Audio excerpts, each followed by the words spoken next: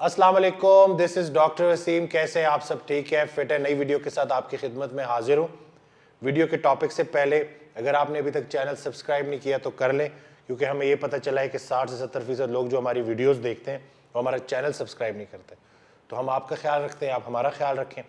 अब आ जाते हैं टॉपिक की तरफ। मैंने कुछ दिन पहले एक वीडियो बनाई थी एंग्जाइटी के ऊपर, तो उसका जो रिस्पॉन्स था वो इतना ओवरवेलमिंग था, इतने ज़्यादा लोगों ने कॉन्टेक्ट किया, और मैं भी ये देख के बड़ा हैरान भी हुआ, परेशान भी हुआ कि यंग लोगों में एंग्जाइटी इतनी कॉमन होती जा रही है। और एक क्वेश्चन बार बार पूछा जा रहा है कि बहुत सारे ख्यालात पे काबू कैसे पाया जाए।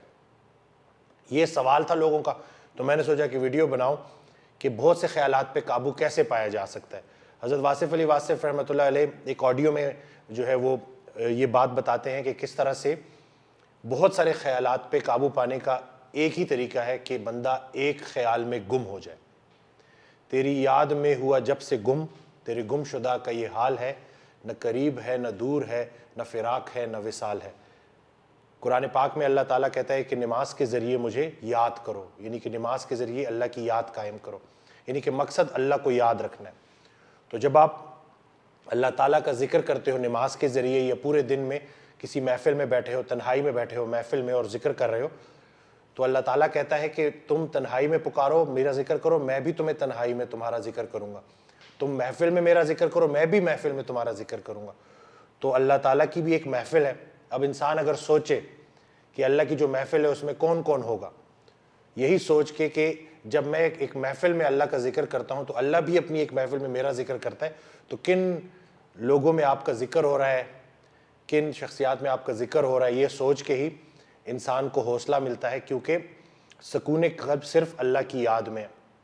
आज का इंसान दुनियावी प्रॉब्लम्स को लेके कि मेरी लाइफ में इतने प्रॉब्लम्स चल रहे हैं और दूसरे की लाइफ ठीक है, मेरी लाइफ में सारे प्रॉब्लम्स है, कंपैरिजन ने लोगों का जीना हराम कर दिया है। ये जो कंपैरिजन है ना, ये आपकी जो ज़िंदगी में जो शुक्र करने की जो चीज़ें होती हैं उनसे भी आपको महरूम कर देता है, क्योंकि जो मर्जी हो जाए आपका कंपैरिजन दूसरे बंदे से होता रहता है। तो जिस दिन आप तसल्ली से बैठ के अल्लाह की याद में गुम हो जाओ और देखो कि अल्लाह ताला ने आपको कितनी नेमतें दी हैं, और एक एक करके उन नेमतों को गिनो और देखो कि कितनी नेमतें हैं, बावजूद इसके कि आप बाउंड्री क्रॉस करते हो, बावजूद इसके कि कभी कभी आप अल्लाह को भूल जाते हो। अल्लाह ताला आपका रिस्क नहीं रोकता, अल्लाह ताला ने आपको छत दी हुई है, इतनी सारी नेमतें हैं, वालदैन हैं, बच्चे हैं, बीवी है, लेकिन वो सब भूल के वक्ती तौर पे कोई एक छोटी सी परेशानी उसको अपने जहन में सोच सोच के, बार बार सोच सोच के इतनी बड़ी कर देते हो। अभी कल कॉल पे मेरी बात हो रही तो वो पेशेंट कहता है कि मैंने इतना सोचा क्योंकि मेरी तरक्की नहीं हुई, प्रमोशन नहीं हुई, और एक ही साल बाद अल्लाह ने मुझे सब कुछ दे दिया, लेकिन वो एक साल में गिला करता रहा। तो वो एक साल जो आप शुक्र में गुजार सकते थे, बावजूद इसके कि आपने गिला किया, अल्लाह ने फिर भी आपको प्रमोशन दे दी और आपको जो है ना तरक्की दे दी। तो इंसान जो है ना वो इसीलिए उसके लिए जो जुमला यूज़ हुआ है, जो वर्ड यूज़ हुआ है वो है कि नादान है। क्यों? क्योंकि खुशी जब आती है तो फूला नहीं समाता, गम जब आता है, तकलीफ़ जब आती है तो गिला करना शुरू कर देता है। तो गम को भी उसी तरह से वेलकम करो जैसे खुशी को करते हो, क्योंकि चिट्ठी एक ही तरफ से आ रही है। इसी तरह से अगर हम सोचें कि अल्लाह ताला जो राज़िक है, जो सबको रिस्क दे रहा है, जितना मर्जी भी महंगाई हो जाए, भूखा आपको नहीं सुला रहा, 3 वक्त की ना सही तो 2 वक्त की रोटी आपको मिलेगी। यानी कि ऐसा नहीं है कि आप बिल्कुल उस स्टेट में है कि बिल्कुल फाको तक आ जाए, और ये भी अल्लाह का बहुत बड़ा एहसान है। हम जब ज़रा सा तफक्कुर करेंगे, सोचेंगे कि देखो कितनी तरक्की हो गई, कितनी बड़ी बड़ी फैक्ट्रियाँ बन गई हैं, लेकिन जो ये शहद की मक्खी शहद बना रही है, इसके मुकाबले का शहद कोई फैक्ट्री नहीं बना सकती।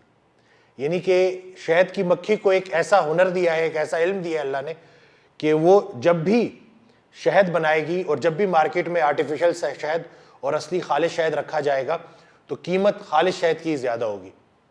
इसी तरह से गोबर और खून के बीच में दूध जैसी खालिश जो नेमत है आपको अल्लाह दे रहा है। देखो तो सही कि अल्लाह ताला इतनी चीज़ें जो लेके चल रहा है, पूरी कायनात का मालिक है, तो क्या वो आपकी ये जो वक्ती परेशानी है इससे बाखबर नहीं होगा? बात यह है कि नहीं आती कोई परेशानी उस वक्त तक जब तक वो बड़ी परेशानी को टालने ना आई हो। انسان جو ہے نا صبر نہیں کرتا, صبر کرنا بھول جاتا ہے اور گلے کی طرف آ جاتا ہے, اور پھر جس کے ساتھ بھی بیٹھتا ہے تو یہی گلے شکوے کر رہا ہوتا ہے جیسے اس کی لائف میں کچھ بھی اچھا نہیں ہے. تو سوچیں ذرا تسلی سے, تنہائی میں بیٹھیں, دیکھیں کہ یہ جو جتنی بھی پرابلمز ہیں کیا یہ ہمیشہ کی ہیں. آپ کا جو مضمون تھا نا, جو ٹاپک تھا, وہ ڈپارچر کا تھا. آپ اس دنیا میں کچھ عرصے بعد اس دنیا سے واپس جانے والے ہو انشاءاللہ, کوئی ایک انسان نہیں بچ سکتا. تو مضمون ڈپارچر کا تھا, آپ ارائیول کو لے کے بیٹھے ہوئے ہو کہ جیسے بس اس دنیا سے بھی جانا ہی نہیں ہے. تو اگر اس دنیا سے بچنا مشکل ہے, یعنی کہ آپ نے یہاں سے جانا ہی جانا ہے, تو جانے سے پہلے کچھ چیزیں تو ساتھ لے کے جانی ہے نا, سامان. تو وہ کیا ہے؟ کیا وہ ڈھیر ساری دولت ہے جو آپ ساتھ لے کے جائیں گے؟ کیا وہ بڑی بڑی گاڑیاں ہیں جو آپ ساتھ لے کے جائیں گے؟ سکون, خوشیاں, آسانیاں یہ ڈھونڈنے سے نہیں ملتی, دینے سے ملتی ہیں. آپ کو اگر کوئی سکون دینے والا نہیں ملا تو آپ کسی کو سکون دینے والا بن جائیں. یہ اتنا مشکل نہیں ہے جتنا لوگوں نے مشکل بنا لیا ہے. بٹ انفارچونیٹلی بے جان چیزوں سے محبت, میں پہلے بھی بولتا رہتا ہوں کہ ہم بے جان چیزوں سے محبت کرتے ہیں, اور بے جان چیزوں سے محبت کرنے کی وجہ سے ہم بے حس ہو گئے, اور بے حسی سے خطرناک اور کوئی بیماری نہیں. تو اللہ تعالیٰ ہماری دل کی دنیا کو آباد کرے, ہمارے دلوں کو نرم کرے. حضرت واصف علی واصف رحمۃ اللہ علیہ ایک آڈیو میں کہتے ہیں کہ پہاڑ جیسی سخت پتھروں سے بھی اللہ نے پانی جاری کر دیا, لیکن تیرا دل اتنا سخت ہو گیا ہے کہ وہاں سے جو ہے رکت طاری نہیں ہوتی ہے, تیرا دل نرم نہیں ہوتا, اور تو نے اپنے دل کو پتھر کی طرح ہارڈ کر دیا ہے, اور اس میں سے کسی کی بھلائی, کسی کے لیے کوئی اچھی چیز نہیں نکلتی.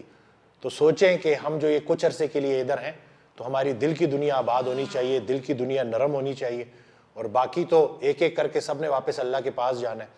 اور آخر میں اگر مرنا ہی ہے تو بندہ اوکھا ہو کے کیوں مرے.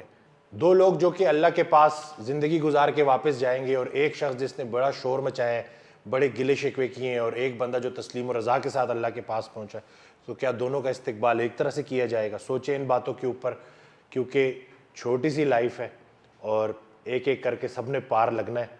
اور ویسے بھی رسول اللہ صلی اللہ علیہ وسلم کی حدیث ہے کہ جو یہ دنیا ہے نا, یہ مومن کے لیے, مسلمان کے لیے قید خانہ ہے. تو اس کا جو قید خانے کی سب سے بڑی نشانی کیا ہوتی ہے کہ جیسے ہی قید خانے کا دروازہ کھلتا ہے تو بندہ خوشی خوشی باہر نکلتا ہے. تو اس زندگی میں کچھ ایسا کر جاؤ کہ وہاں جا کے انشاءاللہ سرخرو ہو. تو اللہ تعالیٰ آپ کو, ہم سب کو استقامت دے اور صحیح معنوں میں دین کی سمجھ دے, اور ہمیں توفیق دے کہ ہم لوگوں کی زندگیوں میں آسانیاں لا سکیں, جس کے بدلے میں ہماری زندگیوں میں بھی آسانیاں ہیں. چینل کو سبسکرائب کرنا نہ بھولیے گا, دعاؤں میں یاد رکھیے گا. اللہ حافظ.